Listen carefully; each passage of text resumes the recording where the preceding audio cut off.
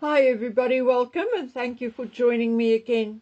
Okay, let's get back to old Henry the Ninth or the 10th or whatever. I mean, who cares? So old Henry, better known as Harry the Ginger douchebag, made a solo appearance in New York City at the Times 100 Most Influential People in Sport Gala. Yep. As we know, he was featured on the list for his supposed work, in inverted commas, and as founder, in inverted commas, of the Invictus Games. Harry was thus featured in the leaders category. Yeah, right. Bought or delusional or both. Strangely, he arrived without Meghan. I mean, really, can you believe Meghan missing a red carpet? I find it very hard to believe. He did, however, appear to have a young, very, very pretty little brunette with him who looked, well, very starstruck. I have no idea who she is, maybe an assistant or maybe even just an usher at the event. I also saw a short clip of a blonde getting rather touchy with old Ginger Nuts. But you know, for as long as he is a prince, there will be someone ready to lick his boots. However, I am still baffled by the fact that Meghan missed a red carpet event. I mean, what is that all about? Did she chip a tooth? Did she have diarrhea? Or is the marriage nearing its end? Did Charles finally offer her enough to leave Harry? Strangely, I must mention this to you. I had a short, light-hearted banter with one of my subscribers. You know, just plain what-ifs and gossip and speculation. I said, maybe Meghan does not care where Harry goes or what he does anymore, as long as they stay married and she retains her title. I mean, that kind of thing. Some sort of open marriage, maybe.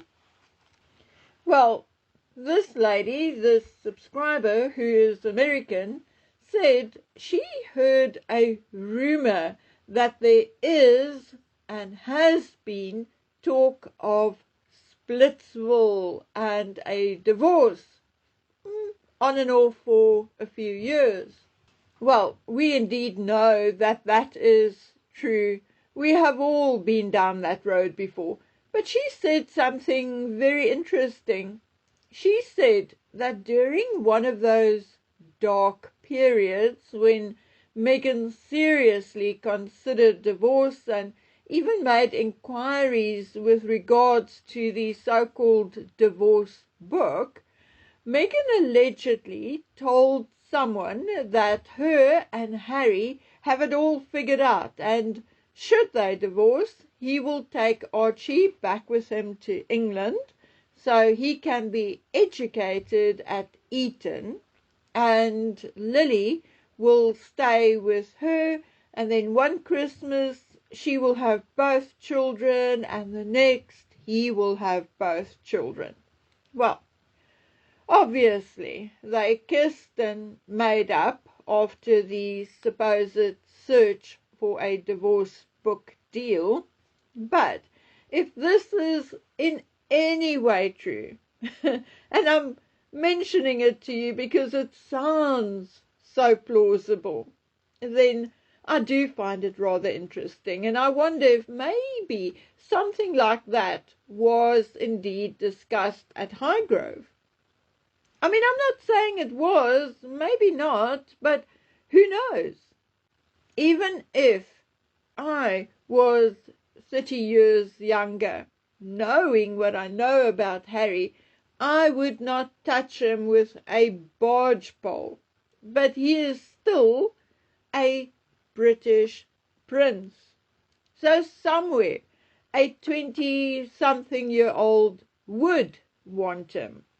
Maybe he will be like his namesake, Henry VIII, and have a few more wives and children before he's done. Now, I expected Harry to look sour and downtrodden after his courtroom loss, but he seems to have left the United Kingdom with renewed vigor and energy and a sparkle in his eye. Now, I'm very curious to know what caused this new, happy, chirpy mood. Did Pa agree to pay his debts? Did Pa give him permission to leave Meghan? Did Pa tell him what he will inherit in the future? I have far more questions than I have answers at the moment, but old Harry certainly looks like the dog who got the bone.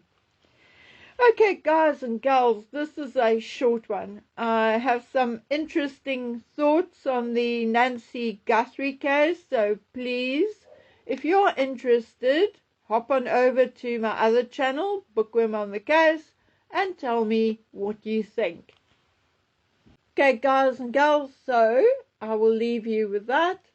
Until the next time, please take good care of yourselves, stay vigilant, and stay safe. Bye.